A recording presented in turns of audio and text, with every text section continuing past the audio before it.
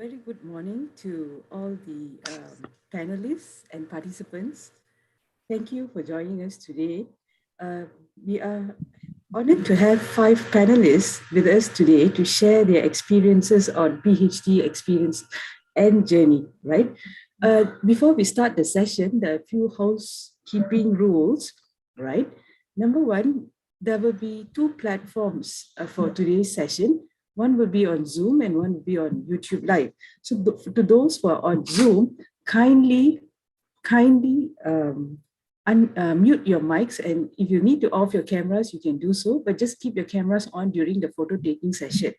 Those who are on YouTube, please, you can post your questions on the chat box. And those who are on Zoom, you can actually post your questions during the Q&A session later, which is after 11:15 a.m. You can unmute and raise your questions, or you can also post your questions in the chat box. And around 11:20 a.m., we will share the QR code and the link for the feedback form, right? So just an introduction. Today's this panel discussion covers various aspects of the PhD experiences from various point of views, some from the student's perspective and the supervisor's perspective, right? Without further ado, I will invite the head of School of Education, Dr. Logindra Stanley Punea, to give us the opening remarks. Over to you, Dr. Logan. Thank you, Lojana. Thank you, Nurhayati.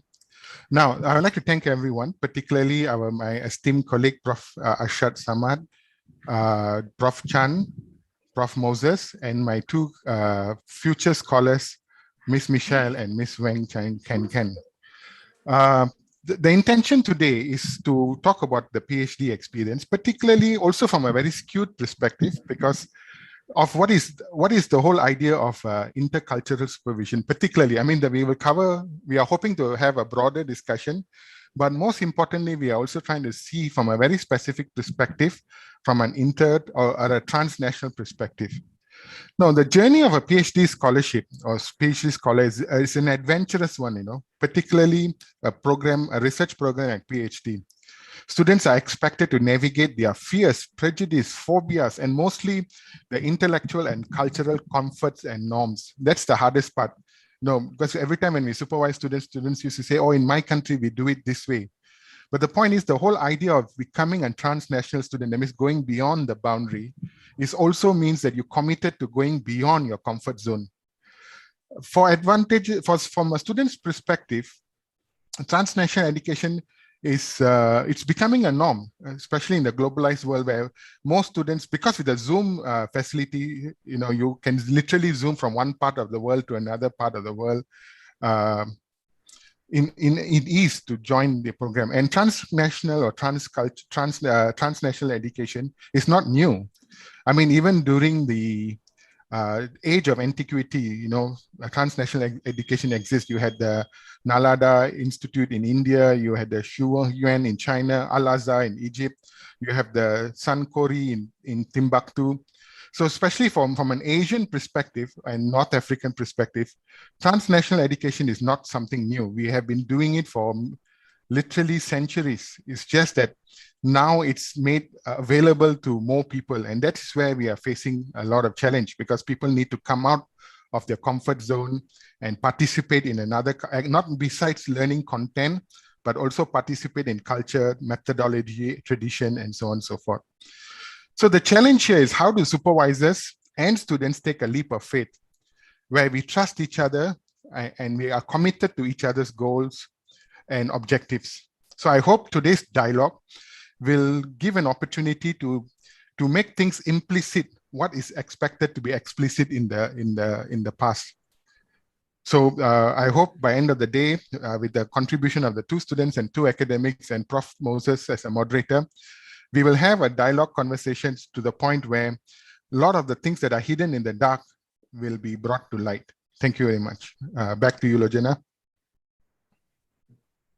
Thank you, Dr. Logan, for the opening remarks. Now I would pass the session to Prof. Moses, the moderator for today's session. Prof. Moses is our Senior Fellow Research with the School of Education. Over to you, Prof. Moses. Are we taking Thank the you very much. photographs? Oh, yeah, sorry, yeah. Isha. Okay, before we start the session, we would like to spend some time taking a group photo. We would like to invite all the participants to switch on their cameras as well. And Isha? Hi everyone, thank you for joining here today. And I would request everyone to please turn on your cameras. And if you are not going to turn on your cameras, you could always do a reaction. So there is actually 2 pages here in Zoom. So I'll be taking 2 pictures today. So do pose for both pictures, as you may be in the first page or in the second page. So this is for the first page. I'm going to say 1, 2, 3, and then I'll take the picture. Okay, so give your brightest smiles. All right, 1, 2, 3. Okay, one more time. 1, 2, 3. Okay, thank you. I'm going to move on to the second page now. Hi everyone, I'm going to be taking for the second page here. So do give your brightest smiles or reactions. Sorry, give me a sec. All right. So 1, 2, 3. Okay, one more time. 1, 2, 3. Yep, lovely pictures, everyone. Thank you so much. Back to you, Dr. Lojana. Thank you, Isha. Right, so we are now moving on to the session. I'll pass the session to Prof. Moses, and you can choose to off your cameras if there's lagging related issues, right? And all mics will be muted from now. Thank you. All right, thank you very much, Dr. Lojana. Good morning, everyone, and welcome to this panel discussion. This is going to be a panel discussion, meaning people are not going to say their set pieces, but there's going to be a lively discussion, because the PhD experience itself is a very complex, multifaceted, multi-layered experience, all right? And in many ways, it's a very unique experience. So that's what we're going to try to unlock and try to explore today. We're going to explore various aspects of the PhD program. We're going to look at the PhD program as a process. We're going to look at it as a destination. We're going to look at the PhD program as socialization into academic life. On our panel, we have 2 academics and 2 students. Let me introduce them briefly to you. Prof. Arshad Samad recently joined Taylor's University as Senior Research Fellow, and he joined Taylor's after a very illustrious career at a public university. Prof. Chan Swee Heng, who is also a Senior Research Fellow at Taylor's. She has successfully supervised numerous PhD candidates over the period of her academic life in Taylor's and at a previous university. We've got 2 students, Michelle Zhang, who is a PhD candidate, who is currently working on a research proposal. So she's at the early stage of a PhD experience. And Ms. Wan Chang Chan, who is also a PhD candidate. She has passed her proposal defense and is now in the process of analyzing her data. Both Michelle Zhang and Wang Chan are international students from China. And they will bring to the forefront issues of cross-cultural supervision and issues of diversity of the PhD cohort, which is an increasing feature of PhD programs all over the world. Our plan today is to engage the panel for a discussion of various aspects of the PhD program for about 30 to 40 minutes. And then after those 30 to 40 minutes, we will open the floor for discussion for the remaining time until about 11:20. So we will definitely end the session by 11:30 in time for lunch. I want to start the ball rolling by stepping back a little bit. Stepping back a bit, not just looking at the details of the PhD experience, because every one of us has a different kind of a take on it, but to step back and to ask a broad philosophical question. And that question is this: what is the PhD? And how is the PhD experience different from other experiences, let's say the undergraduate experience or the master's experience? So what is the PhD? Perhaps we could start with you, Professor Arshad. What's your take on this? Okay, thanks, Prof. Moses, and also a very good morning to everybody. This PhD thing, yeah? I mean, what is this PhD that, I mean, can be a source of so much, you know, pride, can also be a source of so much despair. Okay.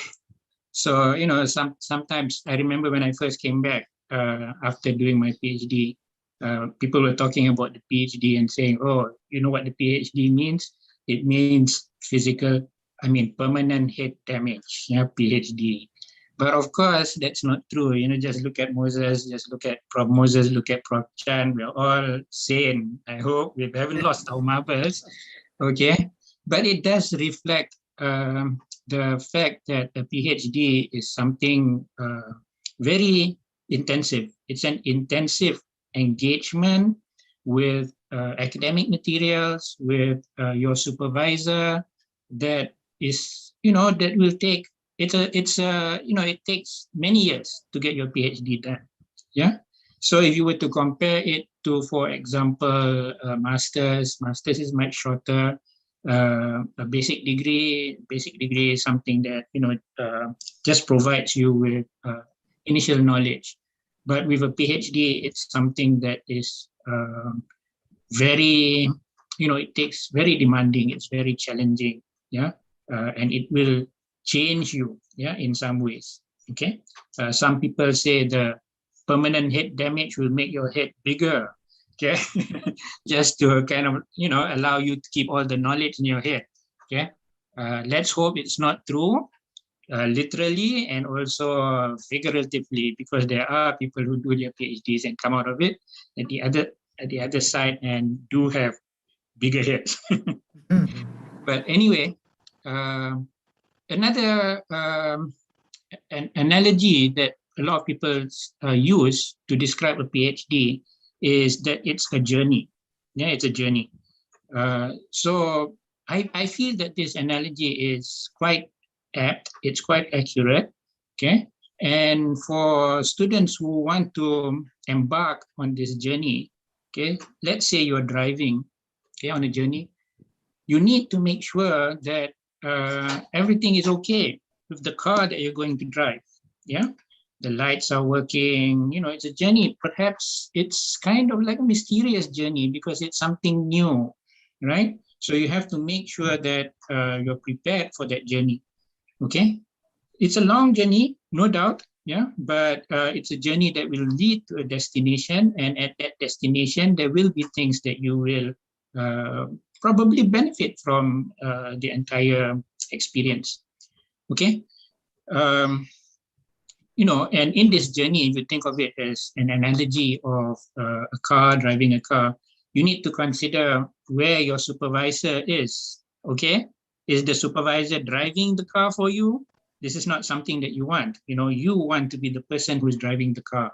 Yeah, this is something very important because you are the person who at the end of the day will know more about your subject than the supervisor himself or herself. You know, this, I remember my own supervisor telling me this, okay? And, you know, is your supervisor sitting beside you as a passenger? Okay, is he paying attention to you? What is he doing? You know, this analogy of a journey, I think, is useful to think about, and you can actually extend on this analogy in many different ways. On a more serious note, you can look at a PhD as consisting of a process. Yeah, like for example, the times you have to read up, the times you have to meet your supervisor, the discussions that you need to have with your supervisor, the times that you need to explain your point of view, and so on and so forth. You can also consider a PhD, another component of it being the product, okay? And this is also equally important because at the end of that process, you would want to come up with a product, which is your thesis, okay? So I think that we need to be careful because sometimes we tend to feel that it's chapters 1, 2, and 3. You prepare your proposal and everything's done. You're set for your PhD. Okay, but actually, when you really think about it, it's chapter 4 in your findings and your discussions that really shows your mettle, your ability to actually be part of this academic circle where you actually can contribute on a particular level. And finally, you have the third component being to me at least, the outcome. Okay, the outcome being in the best case scenario, of course, a PhD should be a contribution to the literature, a contribution to what is already known in your field. So that would be an outcome, and this is something that we hope we will achieve through the PhD, because it is a 4 year long process. And hopefully at the end, it's not just simply, a thesis which nobody reads or something of that nature, but something that can actually contribute to the betterment of society. So this is, I think, a general idea of what PhD is. And I think that the other panelists have got a lot more things to say about it. So that's all I have to say. Right. Thank you very much, Prof. Arshad. Number of words stick out for us. One, the intensity of the whole experience. You're really in the boiler room. It's an intense experience. And not only is it intense, it's also long drawn out. Over 3 years, 4 years, sometimes more for some people. So we use the analogy of a journey, all right? The other key word that emerged just now is are you in the driver's seat or are you a passenger? And are you expecting your supervisor to be in the driver's seat for you, all right? Or is the supervisor just a navigator sitting by the side? And of course, the other word that struck out, the other phrase that struck out was, in a PhD, you're not just summarizing what other people have done. You are yourself making a contribution to knowledge. In other words, you're moving from the known to the unknown. And this can be a very intimidating experience for those who are new to it, all right? Because we all like to be in our comfort zone. So those are some things that Prof. Arshad has highlighted. Would anybody want to add anything, Prof. Chan, on the nature of the PhD program? Over to you.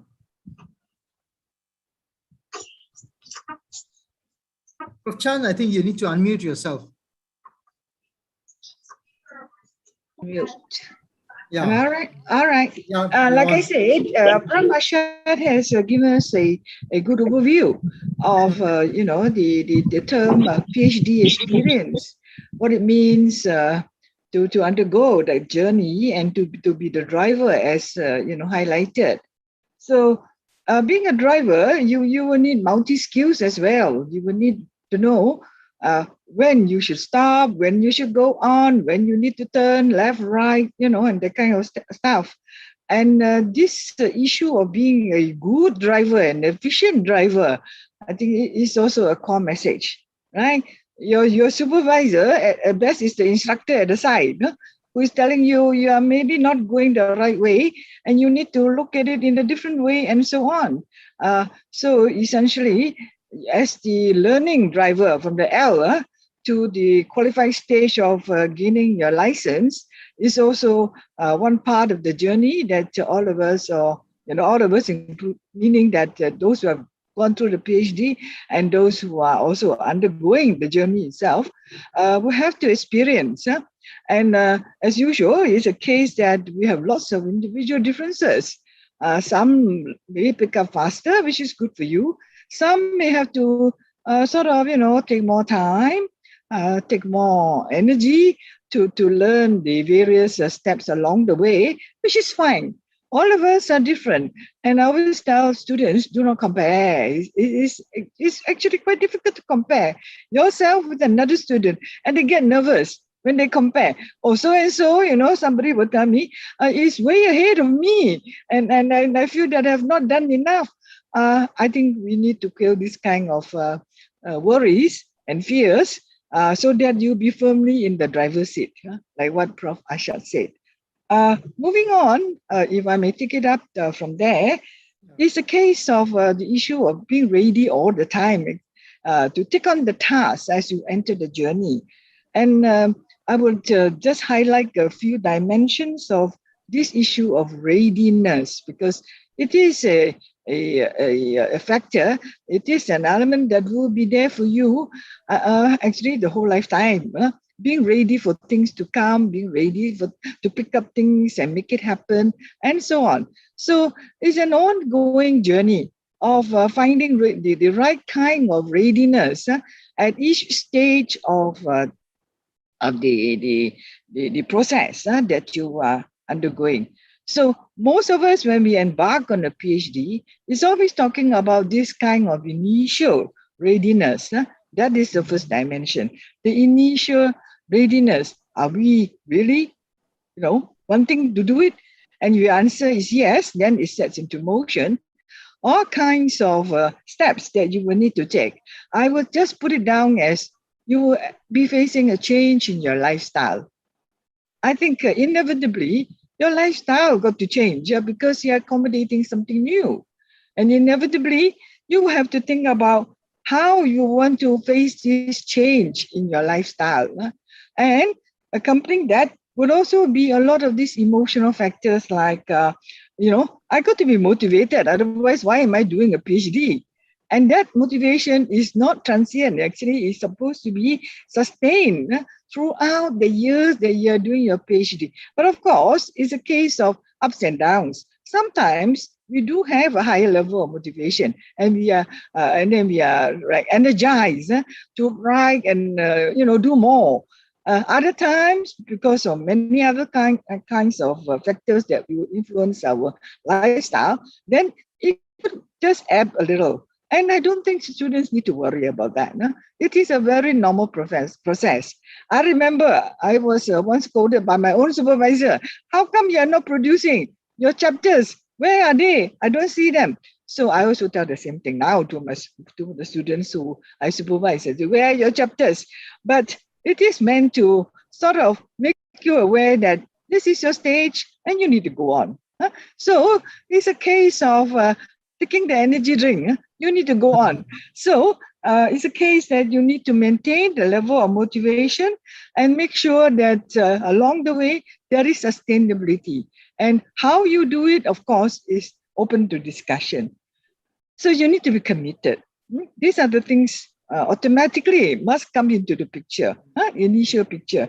And then the enthusiasm, just one more word, and the passion, and the passion. So, so much for the initial readiness, right? Okay, thanks. We'll come back to this issue of readiness. But Yes. What we have done so far is presented you with a broad overview, a bird's eye view, if you like, a view from the top of what is the PhD experience. Yeah. But what is the view from? Yes, sorry. Go ahead. Sorry, I may have jumped the gun. No? So, it's adding on to the PhD experience in the sense of looking at it from that dimension. So we will go back to the bigger picture and the smaller picture as we sort of move from here and there, forward, backward, and forward again. All right. Okay. Thanks a lot, Prof. Chan. We've been looking at the big picture. Let's now take the view of the worm's eye view. I'm not calling PhD students worms, but I'm saying the view from the bottom, where the rubber hits the road, as they say. What's it like being a PhD student? We have heard all these ideal words. It's a journey, it's a marathon. You should be in the driver's seat. But what is it like experientially? I'd like to ask Michelle. Michelle, you're in the early stage of your PhD, refining your research problem. What's been your experience? Okay. Over to Good morning. Good morning, Professor, Doctor, and my schoolmates. So I'm honored to have such an opportunity to share my experience today. So the day before yesterday, I met two professors, Professor Chang and Professor Moses online. So I told them that some PhD holders, they told me, must cry a few times in the PhD journey. So they said they never heard before, and it is supposed not to be that hard. This recall me when I was in Bangalore in 2012 in India. I met a group there. People call him Rishi. One day I said, life is not easy. He corrected me immediately. He said, no, Michelle, remember, life is simple and easy. Even if we meet up again, I still tell him I enjoy my life, but life is not that easy. It's not about right or wrong. It's the only reason that we are in different space and at a different level. When I decided to start my PhD, I thought I was ready, whether the knowledge base or psychology. But I got a very bad jet lag afterward. I still remember our first day after school orientation. There's a female lecturer. She shared her experience of taking the PhD journey. She said, if you haven't cried 3 times, you don't take the PhD program. Actually, at that moment, I just thought why people are so fragile. So I told myself, I will never cry. My supervisor, his voice is so soft and smells like sunshine. I cannot imagine he will make me cry. Well, the reality beat me so fast and so badly. In the first 2 months, I cried 3 times. If you ask me to give a topic to what I am going to share today, I would like to use tears in my PhD journey. Most of the time, our definition of readiness, just now, Professor Chung talk about the readiness. So our definition of readiness is different from the supervisor's point of view. So professor can say our end, but we cannot. So we think that we are pretty good. Well, from the supervisor point of view, maybe we are in the wrong direction. Since last year, I lead a national project. So I'm responsible for organizing the international and national expert to develop the curriculum and assessment criteria for the 3 subjects of the national qualification system. That's aircraft maintenance, air rescue, and geriatric nursing. So my initial proposal, I cover the policy, curriculum, teaching and learning, and assessment. Well, I choose so many areas because I know something about each area. Well, I can master none of them. So my supervisor asked me to rewrite. So I just narrowed down, but this time I wrote like a business plan. My supervisor talked to me very seriously that day. He said, Michelle, if you want to spend 10 years or more to finish your PhD, I don't mind to accompany you. My supervisor, he's a gentleman. He said by courtesy, but I can read between the lines, although he will never say that what I wrote like bullshit. Sorry, excuse my French, please. So to some extent, I'm an opportunist. I want to kill 2 birds with 1 stone.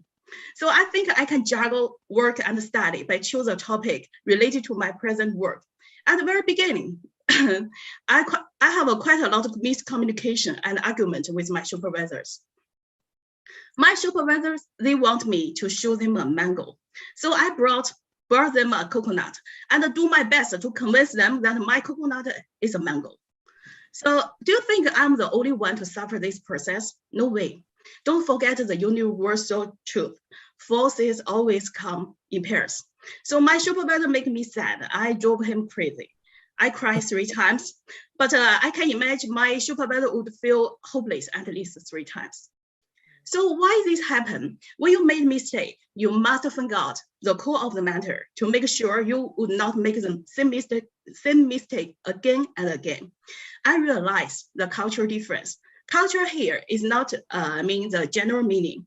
So I have been more than 20 countries and used to work in the United States, UK, Malaysia, India, and Belarus. So multicultural communication was part of my previous study. But here, I still suffer the culture shock because I'm not used to the research-based study.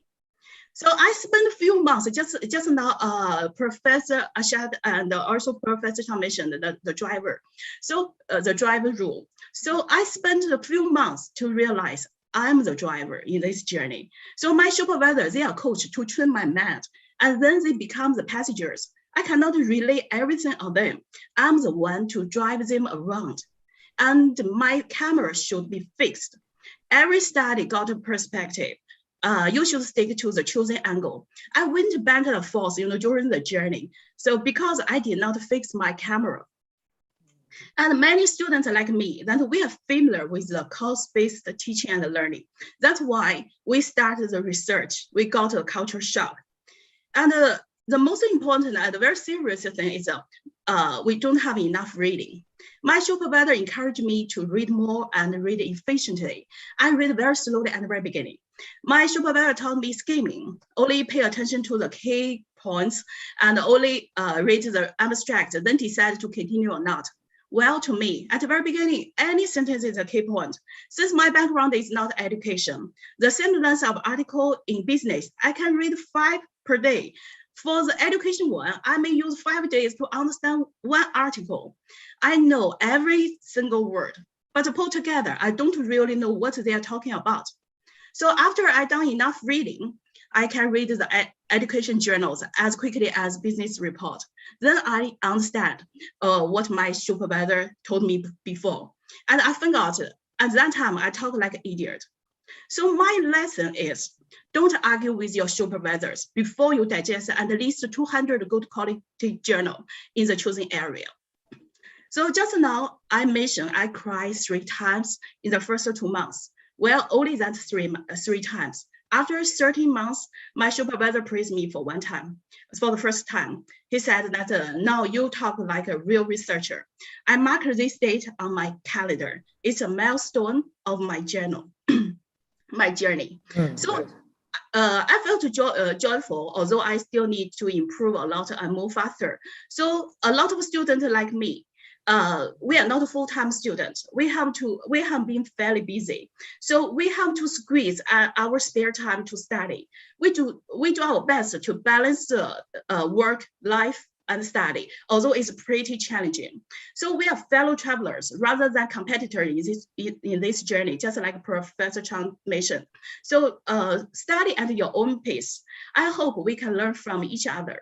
So since my study is about beliefs, I would like to share my beliefs here. Hope this can also inspire you. So nobody will understand you until you succeed. Your biggest competitor is yourself. So hold on to your success. It's waiting for you at the next corner. Good luck, everyone. Thank you. Thank you very much, Michelle. Thank you for a very honest appraisal of the whole experience. And you're absolutely right. There are tears of sadness and tears of joy. Both parts are part of the whole PhD experience. And the turning point is always, yeah, you're now thinking like a researcher. That whole idea of identity as a researcher compared to moving from, say, a practitioner or a business person or a real world person to moving into the world of research is a process of transformation, of transition. Wong Chan, what's been your experience like? Okay. We'll move further along in the research experience, but what's your take? Okay.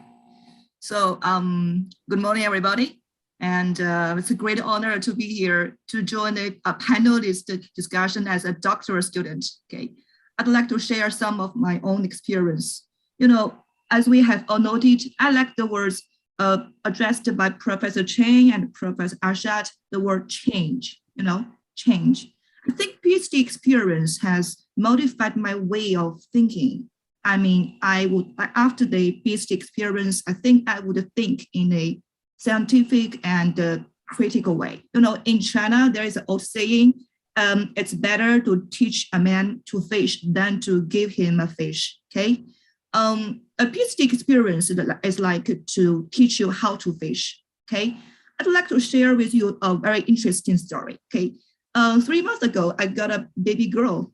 Oh, it's a very baby angel girl, okay? I love her so much, okay? Also, I get 20 pounds weight.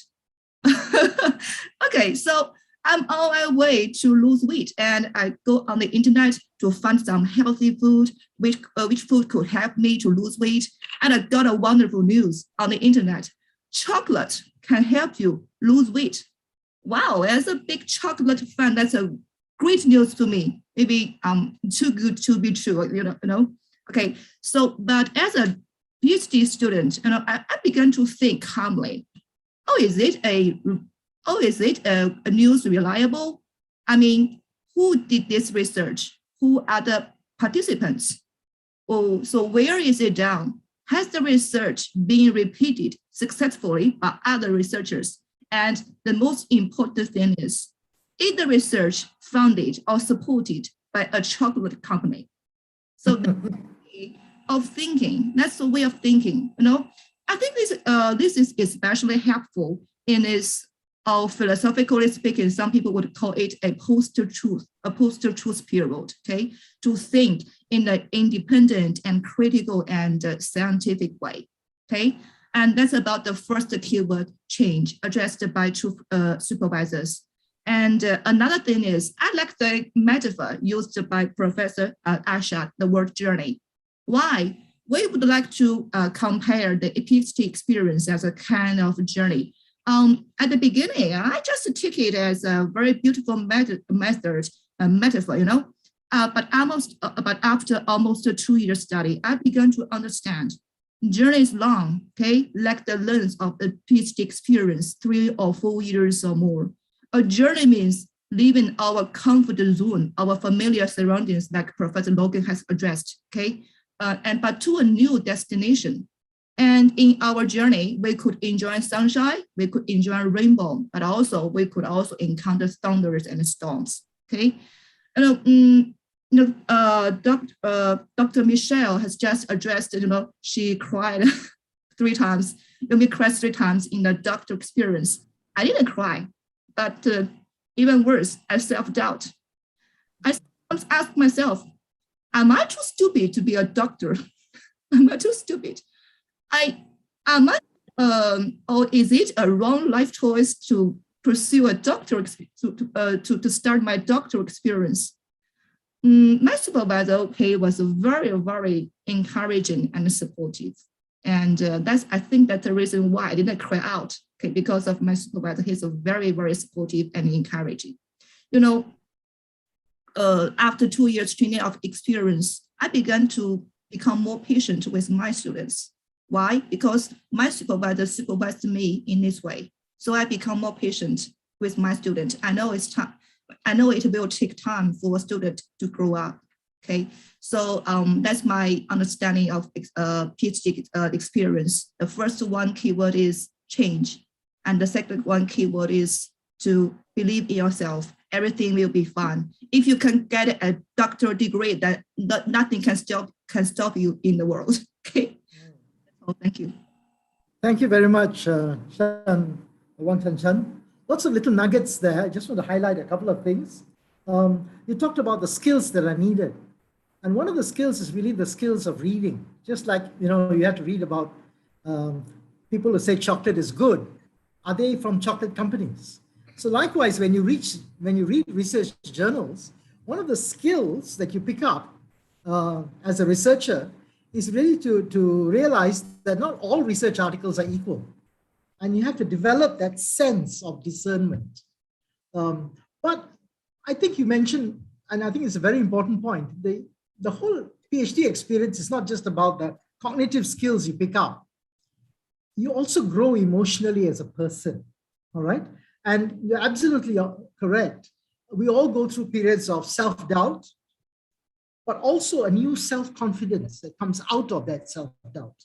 So whenever we go through those little shadowlands, always realize there's a light at the end of the tunnel, but to keep persevering, to keep being persistent, all right? And you're absolutely right. Ultimately, it changes you as a person. Why are you going through all this? Why am I putting up with this? Because it changes me as a person. You said it impacts you as you teach. You become a different kind of teacher.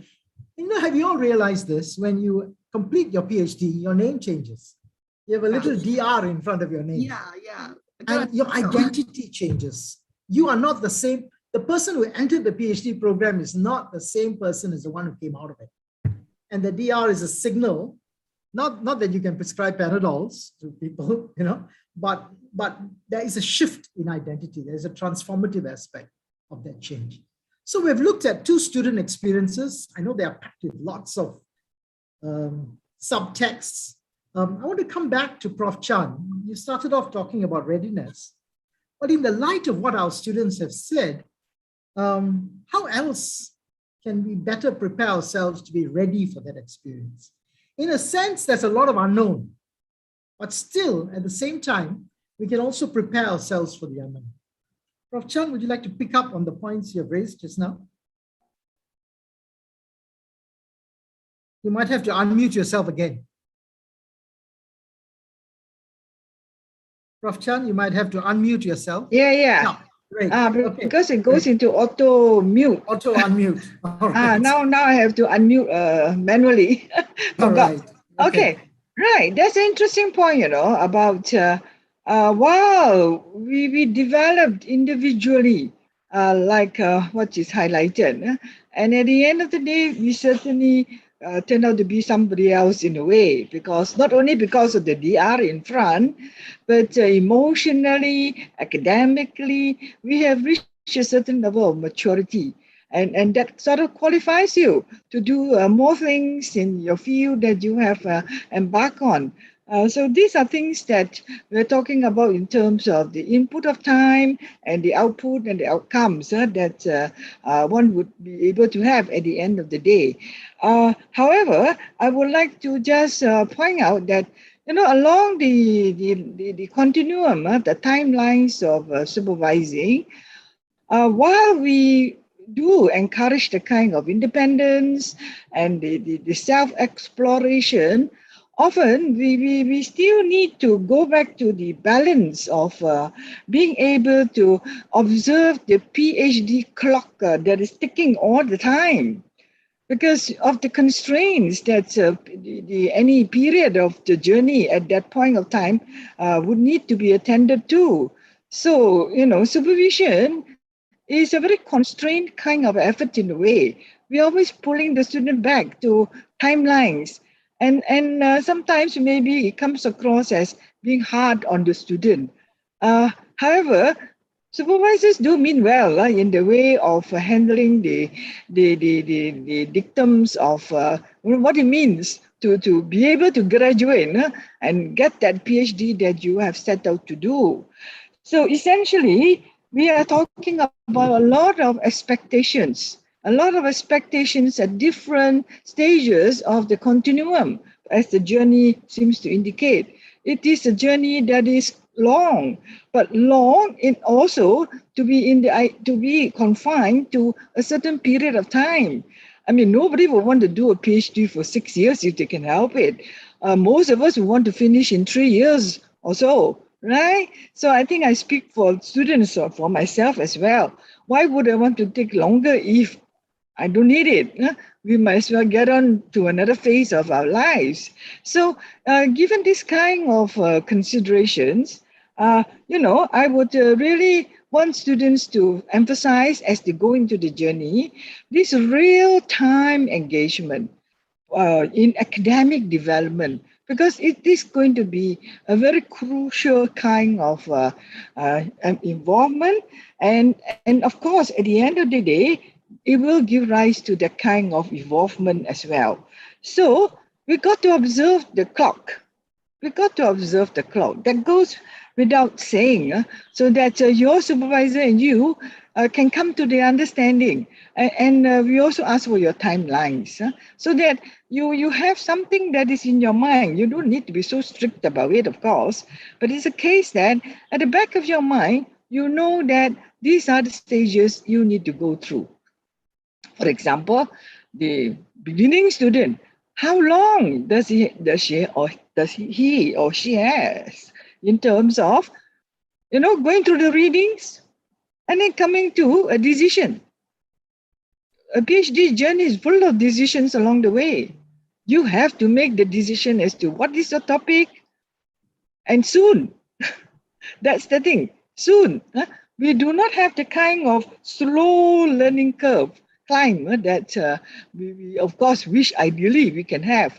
In fact, what the expectations would be like is that you are doing accelerated learning.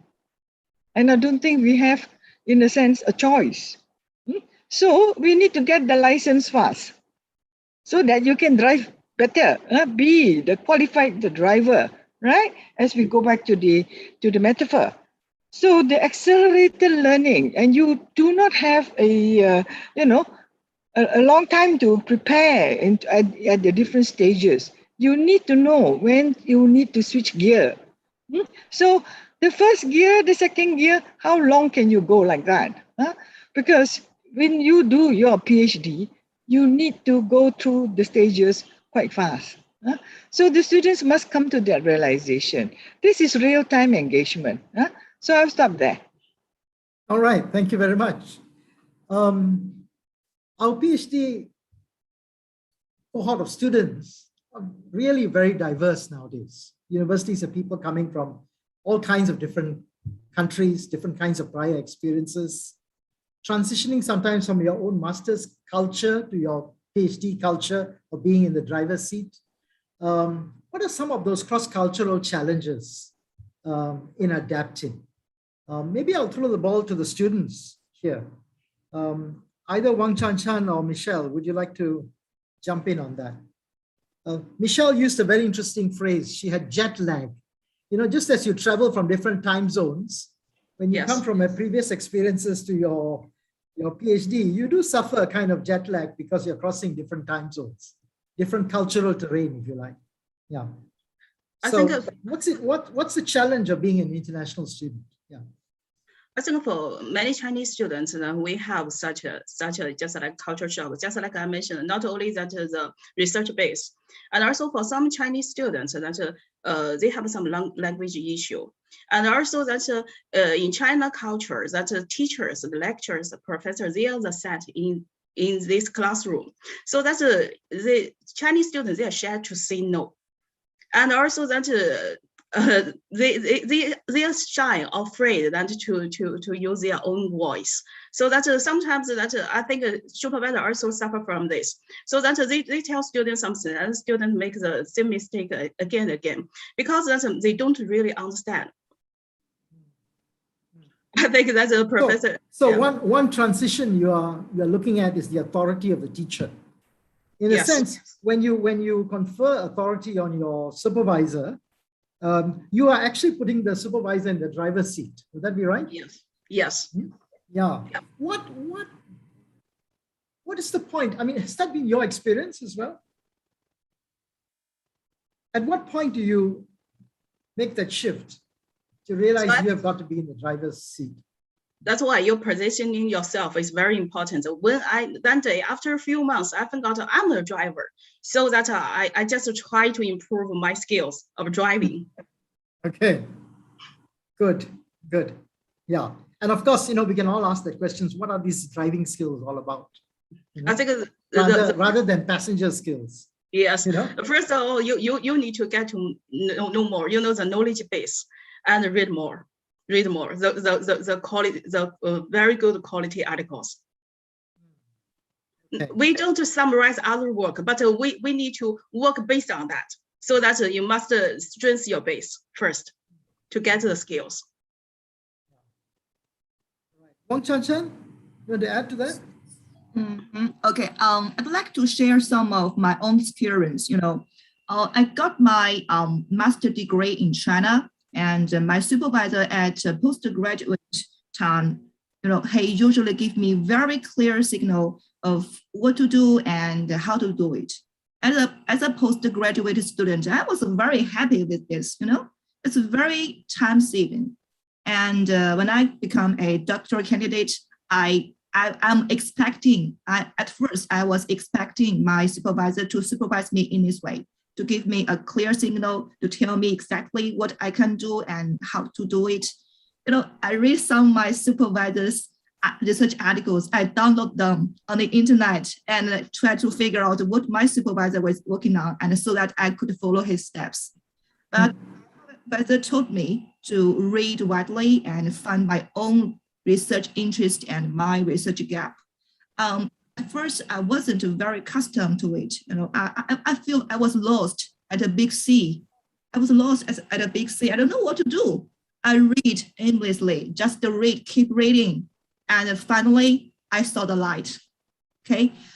Looking back on that time, I really appreciate this way of supervising. And not everybody like this way, perhaps, but I really appreciate this way of supervising. Why? Because I didn't waste my time. I read widely. Some may related to my research and some may not be related to my research, but finally, they will contribute, they will expand my research scope.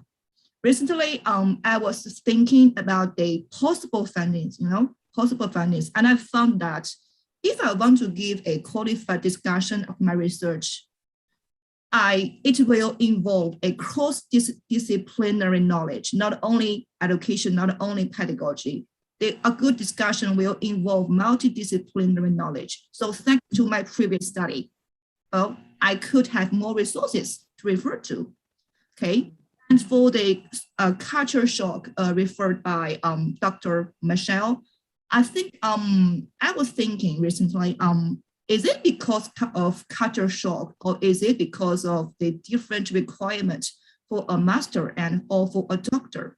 Okay, I mean, for a doctor is like a beginning of it's like a beginning of becoming a scholar, and for the master degree or for postgraduate student, this requirement, the academic requirement, is comparably simpler. I mean, lower than a doctoral student. So I was thinking about the word culture shock. Okay, it's so what makes these communication difficulties between a supervisor and supervisors and students? I was thinking about this issue. Thank you. That's my point. I suppose when you're talking of culture shock here, we're talking of academic cultures as well. Yeah. It's not just linguistic or ethnic cultures, Yeah. We're talking of academic cultures. In that sense, everybody encounters that shift. I think one of the interesting things you have mentioned just now is that you need to read very widely, sometimes to the frontiers of your field, sometimes move on from different perspectives. You may be working in a field in psychology, you're now going to read a little bit of sociology as well to complement that. So there's a lot of interdisciplinary reading. But there's another kind of reading as well. You're not just reading the research literature, you're also reading your supervisor. And your supervisor is also reading you. Yes. In that sense, it takes two to develop this kind of partnership. Prof. Arshad, you are smiling. Would you like to jump in on that? How we read each other, the whole supervisory experience is a relation in terms of apprenticeship into scholarship. Would you like to just respond to that, Prof. Arshad? Yeah, well, I guess different supervisors will have different styles. Some are very, laissez-faire. It's like kind of, you do your stuff, I'll just look at what you do, and then I'll just check on you if things are not moving in the right direction. Some are more controlling, okay? They kind of like say, you have to do it my way, right? It's either my way or the highway, right? So the different kinds of supervisors. So it's important for the student to recognize how the supervisor wants to conduct this supervision, okay? Because if you don't do that, then your expectations may not meet the actual, reality of the supervision that's provided to you. Okay, so having said that, I'd like to also mention this thing about the difference between master's and PhD, because this is a jump, yeah? This is a jump. A lot of people say postgraduate work is training, it's training to become a researcher, right? And other people say postgraduate work is in order for you to contribute to the body of knowledge. So if you were to compare the master's and the PhD level, at the master's level, many supervisors just consider this as training, meaning to say that even if you were to do something that is quite common, not so, groundbreaking or anything like that, it's okay, yeah? But when it comes to the PhD, it's more your show, we're talking to the students. So you have to contribute a lot more. You have to make sure that you are heading in a direction which will contribute to the, the body of knowledge that we already have. In terms of culture, I think that students should be aware of their own cultures, not just the culture of the, the place where they are studying. Because I've had a lot of Middle Eastern students in the past, and I found that they are actually from an oral culture, okay, from an oral culture. So when they talk, when they talk to me, when they tell me what they want to do and how they want to do it, this thesis, it sounds very clear. But when they start writing it down, okay, then it becomes a little bit problematic, because I think they are more used to just talking about things rather than writing it down. There is also another transition that we have to make when it comes to academic writing. Many people are just more familiar with, say, personal writing, maybe, emails, maybe, even creative writing. But when it comes to academic writing, they find it very, very difficult, because when you look at the thesis is an argument, a 5-chapter argument, yeah, where you build from, what you really want to do, identifying the problems, and, setting up, a way to actually solve the problem. So it's a thick book, thick document, but it's an argument that you have to develop from beginning till end.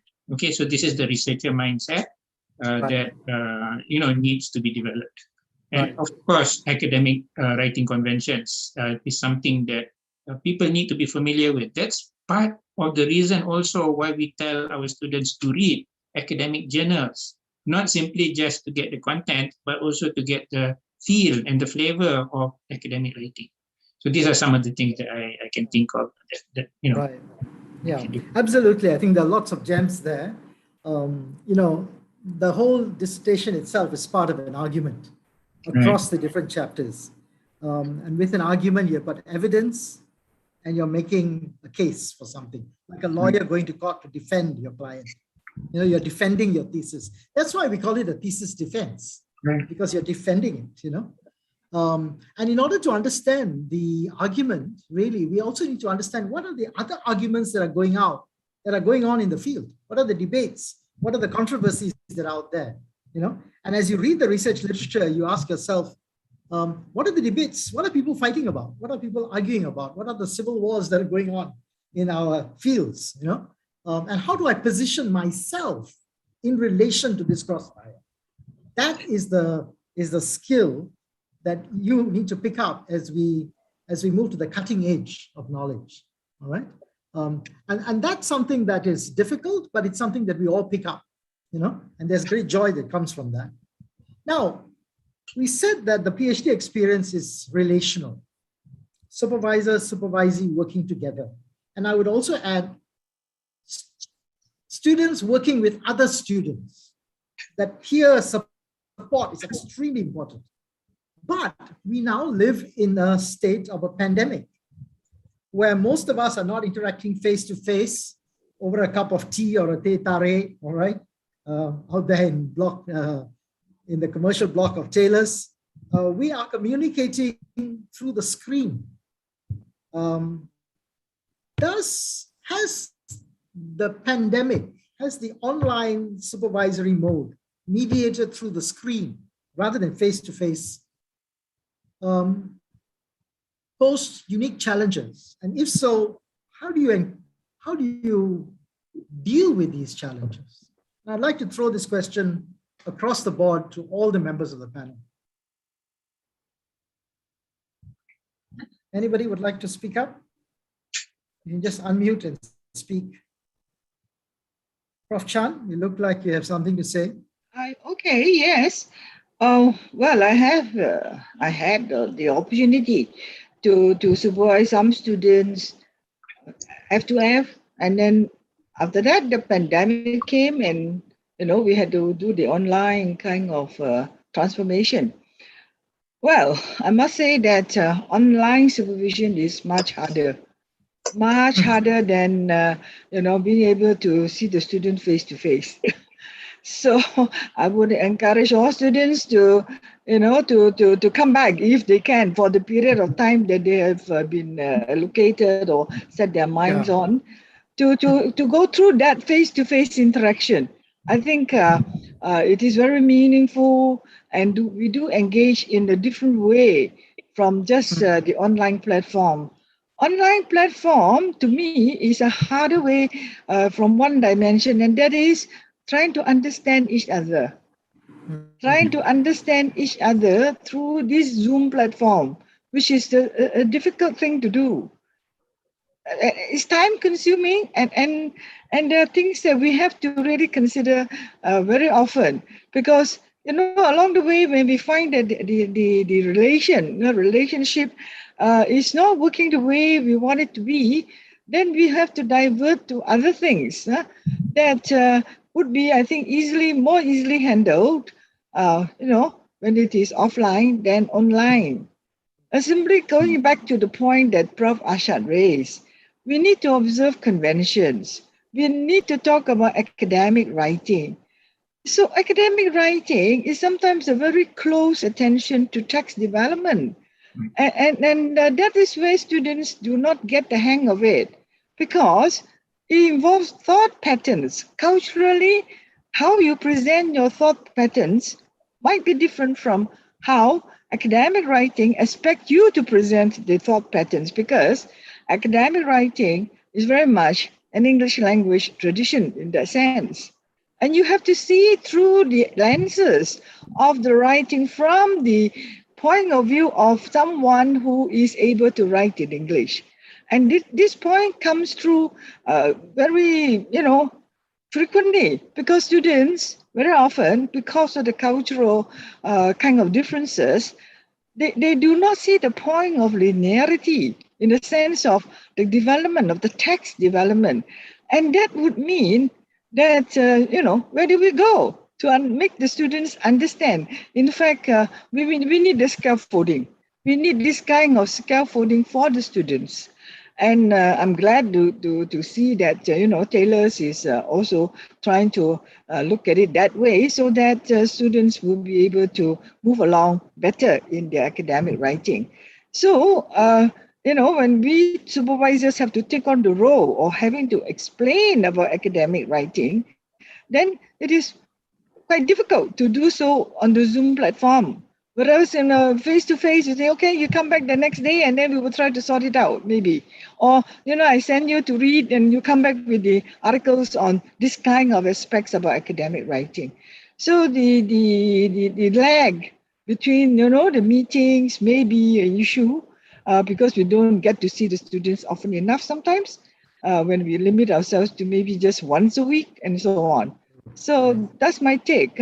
The linearity, the thought patterns have to be realized before we can even talk about sensibly discussing the writing piece that is being done, so that there will be more meaning to it. All right, thank you very much. Wong Chan, you went through both the face-to-face as well as online supervision, right? You came in between the pandemic. Would you like to add anything to what Prof. Chan has said? Or okay, go ahead. Thank you very much. And actually, I spent my first year in Malaysia, and that's a very best time. Okay, I like it. I enjoyed the time I spent with my supervisors, my teachers, and my classmates.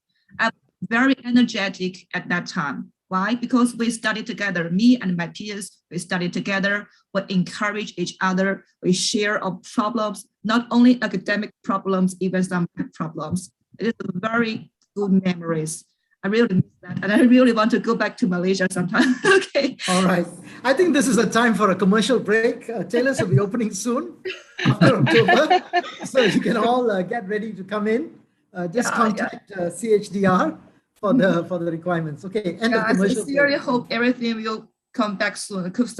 Be better soon. Okay. And all right. And for me, the face-to-face supervision for me, like Professor has addressed, it's hard to do it, to supervise students through internet. But I agree. I think it's, some research said that our information could only be partially transmitted through language and the videos. Also, humans communicate with each other through other ways, like our body language, way, the email. Okay, You know, human beings, we communicate in a very different, in a very complex way. And I think there is also a good point for online supervision. That is, we could meet more convenient. I mean, we can change on the micro, our cell phone and laptop, and we can talk with each other. Okay, and we know that our supervisors are always very busy, right? Okay, but we can use their, some small time to talk with each other through microphone or through laptop, right? I think that's the good point is face-to-face supervising. And another thing about is about academic writing. Okay, I have to admit that I also suffer from it. Okay, academic writing is even difficult for native English speakers, not to mention our FLs. Okay, and our academic writing our speeches, we also have, I think we need to mention a word called culture shock. Here I mentioned the word culture shock. Okay, Professor Moses has no word that we have to defend ourselves, but defend ourselves in a academically acceptable way. We defend ourselves in different ways in different cultures, but in academic discourse or communities, we defend ourselves in a very particular way. I mean, we don't boost ourselves. We don't say what you are wrong, I'm right. No, we don't say it in this way.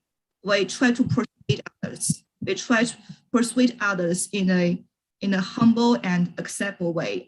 Here's a very complex issue. I think, let's say art. It's an art of persuasion. It's an art of persuasion. It's part of our academic life. So in our proposal defense or in our academic speech, so don't be over defensive. Be open-minded and accept. You can say some words like, okay, I agree with you, but I'd like to make some extra points. Okay, more friendly. I mean, more friendly. We all like friendly people, right? Okay, this is also, this is true in academic life, right? Okay, so that's my point of view. Thank you. Prof. Arshad, you want to build on that? We were talking about. I was a little bit lost just now. Yeah. Oh, sorry. We're talking about the challenges of the supervisory experience during the pandemic, where we have. Oh, right. Okay. Okay. Yeah. I apologize. Yeah. Well, when I think about it, what has changed, among other things, is I learn my students' names faster because I get to see their names all the time. Okay. Once they're on the screen, the names also appear on the screen. And also my speech pattern has changed. Okay, it has changed simply because, when I want to express a point or when I want to clarify things, I will have to stress on certain things, and that takes time away from other aspects. When you talk about supervisory sessions, I think what is really important is to ensure that the student doesn't get any self-doubt. She can or he can, but we need to kind of like motivate them, okay? And it's a little bit more difficult to do when it's just talking heads like this. You don't get to see the full person, you just get to see his head, shoulders, and that's it, right? So talking heads, it's like, you're looking at the television, except that the television talks back to you. Okay, so but it's not that interesting. You yourself as a supervisor, you have to raise your enthusiasm. Okay, your own enthusiasm, your own energy levels you have to raise simply to express a point or something like that. Whereas if you were in the office and you're talking to your student, you have the whole environment there. You've got books all around you, and people come in and they say, wow, okay, this is an academic kind of like setting. But now look around, I've got posters, I've got many different things around me, and maybe some of the students may feel that it's not as serious as it should be. But definitely there are changes, there are differences. Okay, but we still try to do the best that we can. Right, Michelle, do you want to put in your Yeah, 2 cents worth? sure. Yes. Sure, Go sure. ahead. Although after I take a PhD, I didn't go to Taylor's, but I first time I went to Taylor's is in 2008. So that I know the how good the library there and the food there. So that I look forward to that. But I really benefited from the online teaching. You know why? Because from online teaching, that my supervisor can only scold me. But for the face-to-face, maybe he will beat me. Because I do with I him. don't think that will happen.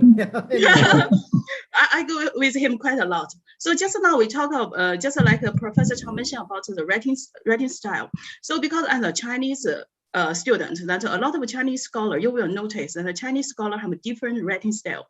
Yeah. If you read from the international journals, you will see the style totally different. And also that I think that maybe I can represent them, some of them, that we like a beat around brush. So that when I write, I just like a touch, then go deep. So that my supervisor asked me, why you repeat again, you know, it seems like scattered. It's not well organized. And not like telling a granny story. It's not so smoothly. Sometimes we put just like number 1, number 2, number 3, like that. So I think that the writing style is totally different. That's what we should improve. Yeah, that's it. Right. Thank you very much. Time is getting along. I think we have time for questions. I think this is where we are running behind time a little bit, but we have 2 sources of questions. One are the written questions that you have sent, and also people who are on YouTube who are also sending in questions. Maybe we'll start with those online. Would you like to unmute yourself and open your camera and raise your questions? You can raise questions for any specific person or to everyone in general. Any questions, anyone from the audience? Professor Hi. Moses, I'm Rajeshwari here. Right, hi. I've graduated from Taylor's now, master's in teaching and learning, and planning to, give up my proposal for PhD.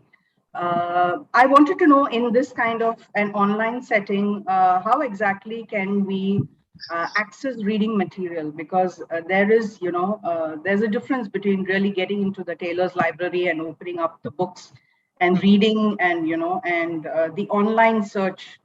So, how exactly can we really, key in the words and do a lot of online reading? Because that is kind of getting a challenge. Right.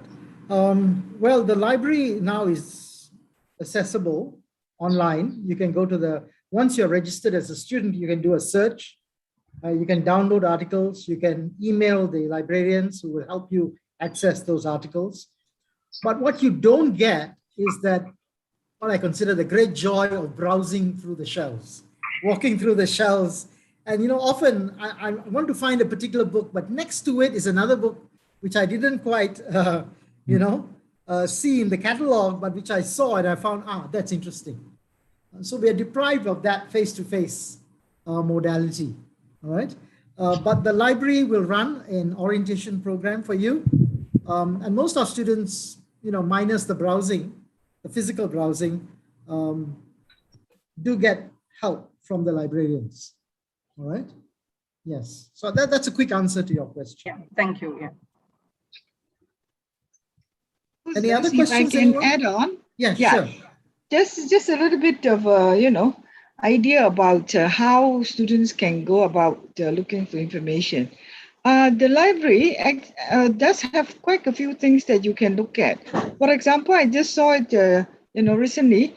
They talk about the Big Six, which is quite a popular kind of information getting kind of literacy approaches that you can use. So I find that quite directed, and it might be useful for students, the Big Six, they call it. So just browse for all these information, what they call the literacy skills, and then you can sort of talk about the different aspects of these Big Six, and then maybe that will help you in getting to be more directed in how you can search for information, the steps that you can go through, and then you can make links with the library. Yeah. So, all right, that's it. Okay, any other questions, anyone? Unmute yourself and raise your question. Hi, Professor Moses Hi. and all panelists. It's Denise here. I just have one question. I have not embarked on my PhD journey. However, I've been thinking to do so for the longest time now. I think my biggest holdback is, finding that inspiration, that research interest, or that gap. And I remember Professor Moses, you said before that your biggest problem may be that research problem that you haven't found yet. So I just want to know, apart from reading, what other possible methods or recommendations that you guys may have for us to find that inspiration. Thank you. Finding the inspiration and finding the gap. Two slightly different issues. Anybody would like to come in on that? Just jump in. Yeah, maybe your own experiences, kind of like what you've gone through. I'm sure, if you're taking a master's and planning to do a PhD in a particular area, I'm sure you have a lot of experience in that area. So, sometimes the gap comes when you realize that maybe I should, try to find more opinions or views about this particular problem that I'm facing and how it has been researched. And, you can't run away from reading, but the inspiration, the start point, I think will have to be your own personal interest, So it's from your own personal interest or your own personal experience that you start looking for solutions. And as mentioned earlier, the PhD is looking for answers, an argument, you have an answer. So the start point could just be your own experience and things that you're especially interested in. Yeah, absolutely right. That's a good starting point. You start with your experiences. Don't just talk about, you need to talk about it. So it comes through multiple conversations of what's bugging you, about your experience. What are your burning questions in the world of experience? So you talk to people, you read about it. So, it's not just sitting at a desk and working out your problem. It's exploring it through multiple angles and having all these conversations. Yeah. Can I just add a little bit more? Sure. Yeah, I think what you mentioned from Moses is actually also a very good start. The fact that if you want to join, I won't say that it's an exclusive club, but if you want to enter into academia, you probably need to immerse yourself into, this area, into academia, and talk to people who are from academia. So when you talk to them, then you get more ideas. But if you stay in your office and you start reading, and you just think in terms of, what does this research say, etc., you probably may not get something which is more current and more actual or, relevant. So that's another possibility to talk to people. I think that's very important. Thank you, Prof. Moses and Prof. Arshad. Thank you very much. Okay, the students can also jump in and relate that to your experience. Anyone? Okay. Can I Right. jump? Yes. Okay. So I'd like to give you some of my own stories. Can't find a research gap and then you can't frame a good research problem. Now it's okay. That's the most difficult part at the early stage of your research. Be relaxed. Just be relaxed. Once you get your research gap and frame your research problem, and then it'll go very smoothly and fast. Okay. So don't be nervous if you can't find it in 10 days or in 1 month. A metaphor I can use is actually a camera lens. You're taking a photograph of, say, a flower or a bee, and what you're going to do is actually start adjusting that lens. Initially it's a vague kind of picture, but eventually it gets a lot clearer as you go along. Yes. Yeah. Okay, I'm going to turn to Dr. Lojana. Are there any questions that have come online? I think some of it has been answered, but one was, how do I get prepared for a PhD journey. And another one is a number of journals needed to be read before starting a PhD journey. What's the second one? What's the number? How many journals are required to be read before studying a PhD journey? We get this question quite a bit. Prof. Chan, you want to jump in on that? There's no magic number. Or any of the students as well. Yes, in the course of the supervising students, and I earlier on I did mention that it's accelerated learning, and we therefore also have to look at it in terms of, at what stage can you spare, at how much time you would be able to spare that particular stage of your development. So students come into your tailors and they have one semester to sort of prepare themselves. That is the reality, right, of the program. And they will have to do research methodology and at the same time engage with the supervisor to explore, to think about possible areas and so on. My own experience is this. I always think that because of this time frame that is imposed on us, it's always good to think of what are you good at? What are you good at professionally? So most of the time it's a case that you have some experience in teaching. And the next question that I would ask is, what do you like in terms of your teaching experience? That is an important starting point, I feel. What you like to do, pursue that passion so that you will be able to articulate that interest into further readings. Because when you say read widely, it can be a whole dimension out there.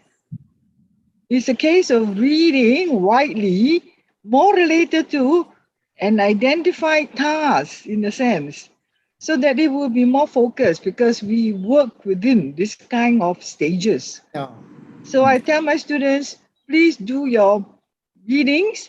And initially, I do prescribe readings. I do. I mean, it's a case of, I think, a good starting off for the students.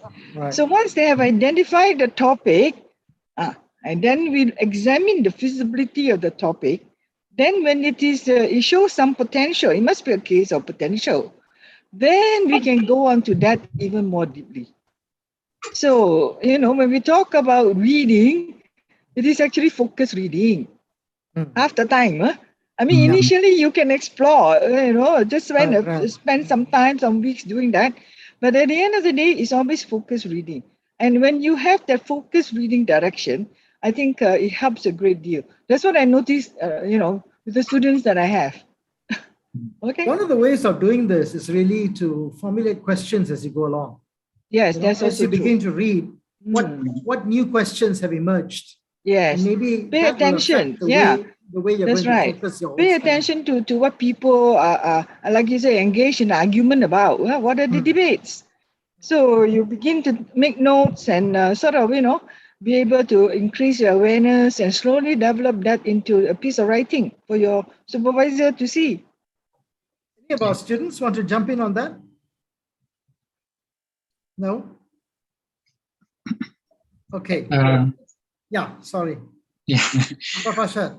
How much time do we have left? I mean, it's almost we've probably got about 4 minutes. Okay, I just wanted to, share this article that I read. I was able to read, a couple of days back.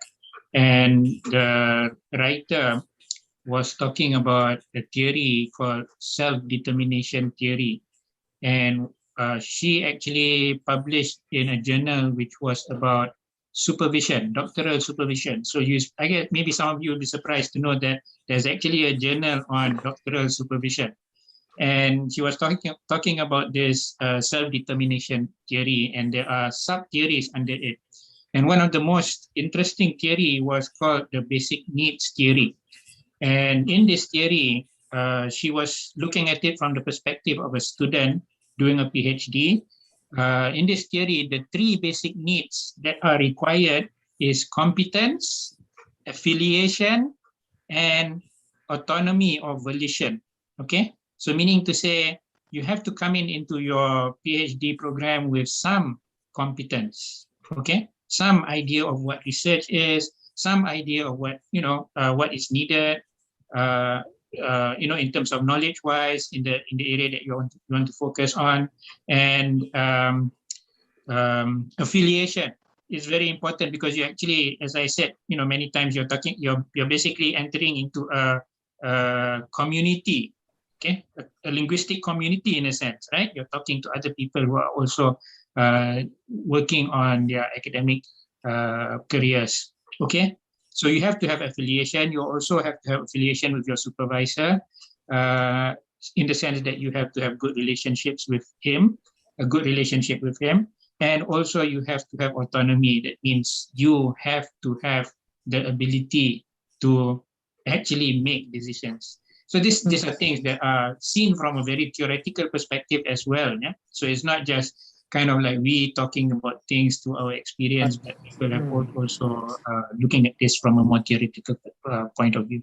Okay, just wanted to share that. And certainly our discussion here has not been very just theoretical. It's been a very broad, wide-ranging issues, set of issues on the PhD experience. There's of course a lot more to the PhD experience than what we have addressed. But I think it's been a good discussion in the sense that we have actually taken the bull by the horns. We understand that there are lots of different facets to this complicated journey, complicated but extremely rewarding journey. And I would say that. I mean, we sometimes tend to focus on the problems and the tears, but there are also tears of joy. There's also a rainbow at the end of all this. And I think that is the joy of academic life. There's a different joy that comes from solving a mathematical problem, from looking at the sunset, and a different joy that comes from engaging with deep questions that are part of the academic life.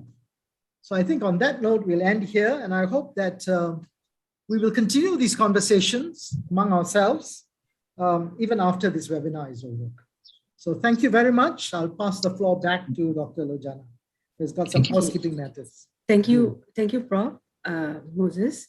And thank you very much to all the panelists for your very insightful sharings. Okay, thank you, Prof. Chan. Thank you, Prof. Arshad. Thank you, Ms. Wan Chan and Ms. Vishal Zong, right? Okay, before we end today's session, I would like to share my screen and get some feedback from the participants. So kindly take some time to fill up the feedback form. And do let us know how the session went. Okay.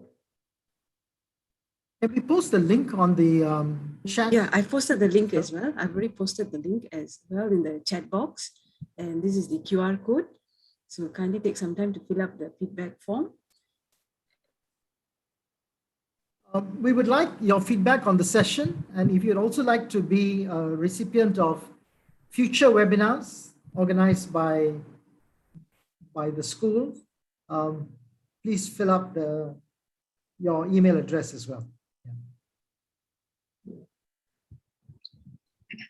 Is the QR code blocked by a photo, the visual, the video of some of the speakers or the panelists?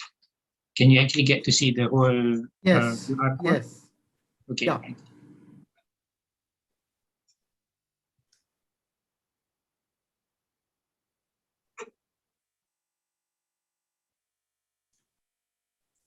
We would like to also thank Ms. Nur Hayati Maskat and Ms. Isha for actually helping us with the organization and also the of the event. Ms. Nur Hayati has helped us with the projection of the Zoom and YouTube link, and Ms. Isha is the president from the Taylor's Student Teacher Association.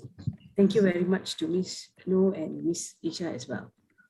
Okay, we'll give you all another 5 minutes to complete the feedback form. Are there any more questions from the participants? Would you like to ask any more? Kindly let us know. We will be ending the session in a short while. If I may just say this on a lighter note, you need to have fun with your PhD. You need to have the fun in your PhD and not just think of, having to work on it like a tedious chore.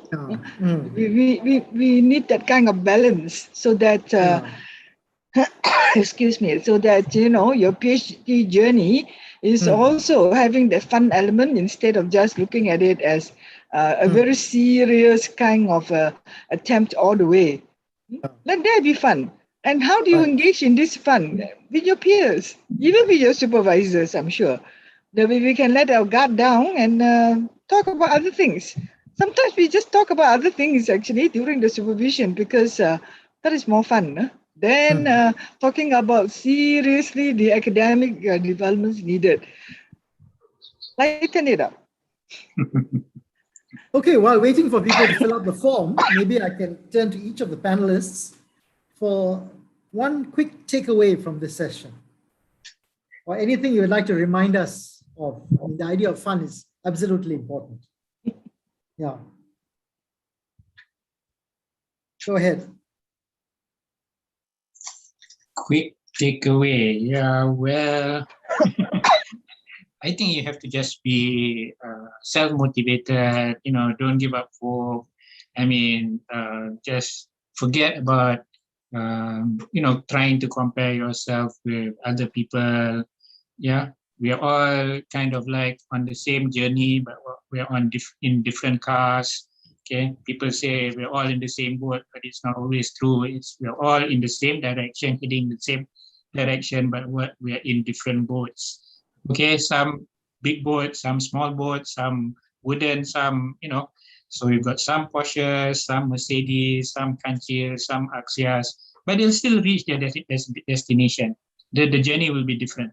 A little bit bumpy sometimes, but don't give up hope. Yeah, it's something that will be rewarding at the end. That's it. Michelle? I would like to cite Professor Moses told me before, never run away from problems. If you run away, the problem will chase you. Face the problem and try to solve it. Then the problem will run away. All right. It's the metaphor. It's a metaphor. It's a metaphor, yes. Chan. Sorry, Chan, isn't it? You're calling? Because, yes, I'm calling Wang Chan. Yes. Okay, not Chan, no, okay. No. You can also come in, yeah. Okay. While people are filling out the form, yeah. I think there are some technical skills that we all doctor students should all acquire. The first thing is you must learn how to use EndNote, Envivo, SPSS, and how to find related research from the internet. Okay, very important. Those are the skills that won't be taught in our classroom, but you must learn by yourself. You can attend a seminar, some research seminar, very good. Like 1 week ago, our school held a seminar on how to conduct a qualitative study by using Envivo. And very important, it's a process of self-learning. Okay, so if you feel troubled and don't know how to do it, self-learning. Okay. Yeah. And another thing is about self-control. In this pandemic period, we study in our own place, in our home, and at this time, it's easy to become lazy, right? Because we are not surrounded by our peers or supervisors. So self-control is very important. Force yourself to study at least 2 hours every day. Set a goal for yourself. Okay, it's very important to keep yourself motivated and active. Okay. And if you ask me what is one takeaway I got from this today, I would say there is no one size fits all for the PhD experience. Everybody experiences it in a different way, although we have a lot of commonalities. All right. So on that note, I think thank you very much. We have almost reached the 11:30 mark. I'll pass it back to Dr. Lojana. Yeah. Thank you very much. We've concluded today's session. Thank you everyone for participating and asking questions related to your upcoming or future plans on a PhD journey. So with this note, I would like to end today's session and thank you for joining us today. Have a nice day. Have a great weekend too. Thank you. Thank you to everyone. Thank you. Thank you to everyone. Thank you. Thank you. All right. Bye-bye. All right. Bye, everyone. Thank Bye. you Bye. Thank for you. all the help, the support. Welcome. Hayati and Isha and everyone else. Yeah. Welcome all.